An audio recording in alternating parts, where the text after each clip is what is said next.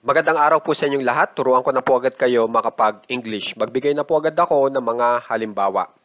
Ikandado mo ang aking gate. Kapag in English po natin yan, lock my gate. Okay po? Sumunod, ikandado mo ang ating mga bintana. Kapag in English nyo po yan, lock our windows. Sumunod, ikumpirma mo ang kanilang kondisyon. Kapag in English po natin yan, confirm their condition. Sumunod, ikumpirma mo ang kanilang reservasyon. Confirm their reservation. Sumunod, linawin mo ang kanyang balak. Clarify his intention. His po ang ginamit natin, so ang ibig sabihin yung kanyang ay lalaki. Okay? Sumunod, linawin mo ang kanyang polisiya. Kapag in English natin po yan, clarify her policy. Her po ang ginamit natin para sa kanyang, so ang ibig naman sabihin niyan ay babae po yung kanyang. Okay po? Sumunod, panumbalikin mo ang aking kotse. Kapag in English po natin yan, restore my car. Okay? Sumunod, panumbalikin mo ang aking mga litrato. Kapag in English po natin yan, restore my photos. O kaya pictures. Okay po? Sumunod, kumpunihin mo ang ating air conditioning. Kapag in English po yan, repair our air conditioning.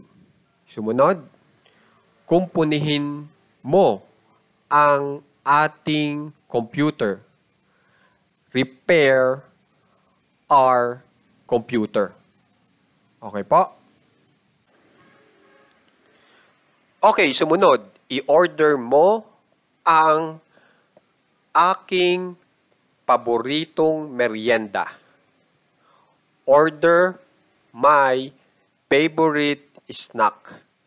Okay? Sumunod, i-order mo ang iyong vitamina. Order your vitamin. Okay po? Sumunod, suportahan mo ang aking kaibigan. Support my friend. Sumunod, suportahan mo ang iyong mga katrabaho.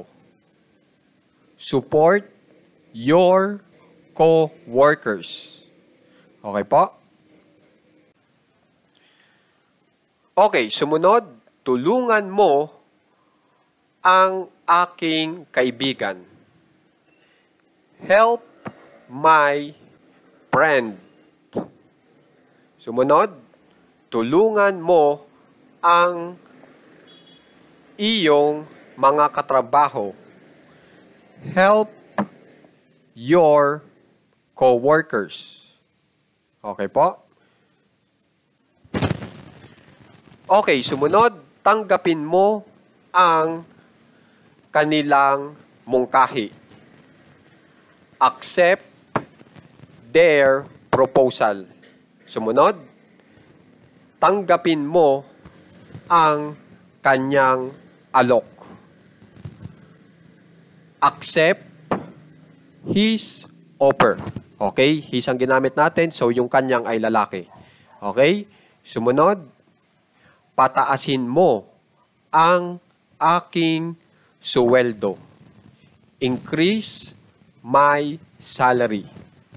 Sumunod, pataasin mo ang aking insentibo. Increase my incentive. Okay po? Sumunod, bilhin mo ang kanyang libro. Buy her book. Her po ang ginamit natin para sa kanyang, so ang ibig sabihin, babae yung kanyang. Okay? Sumunod, bilhin mo ang kanyang laptop. Buy his laptop. His naman po ang ginamit natin para sa kanyang, so lalaki po yung kanyang kasi his po ay panlalaki. Sumunod, dalhin mo ang ating mga ticket.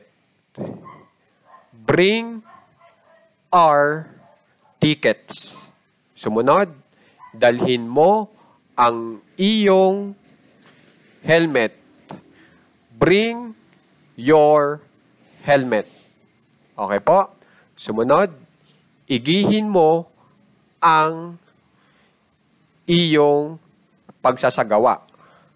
Improve your performance.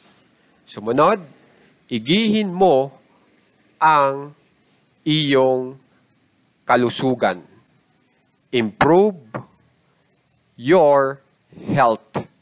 Okay po? Okay, ipaliwanag ko lang po sa inyo kung bakit po hindi natin translate sa English itong mo. Okay? Kapag ang mo po ay ginamit natin na tao na ating gustong ipasagawa ang naturang aksyon, katulad po nitong ikandado, ikumpirma, linawin siya yung taong gagawa niyan, maaaring hindi nyo na po i-translate siya sa English kapag ganun yung sitwasyon ng mo. Okay? Pero kung gusto nyo pa rin i-translate, pwede naman po.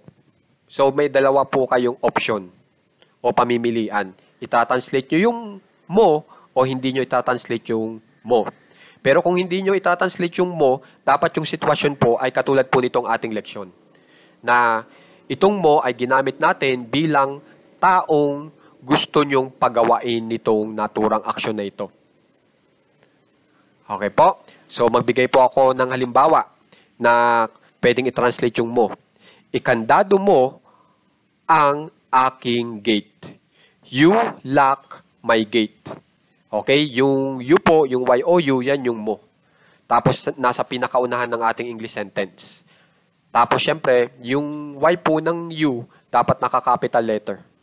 Tapos, yung lock po na ito, gagawin nyo ng small letter.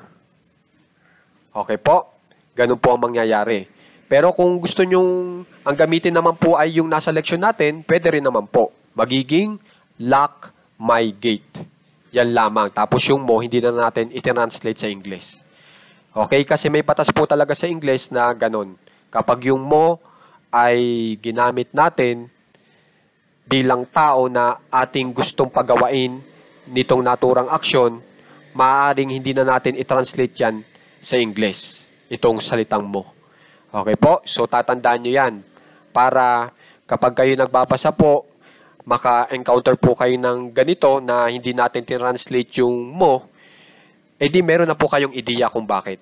Okay po? So, sana may kitandaan po itong ating paggawa.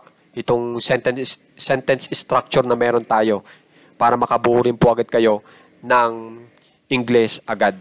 Okay po? Maraming salamat po.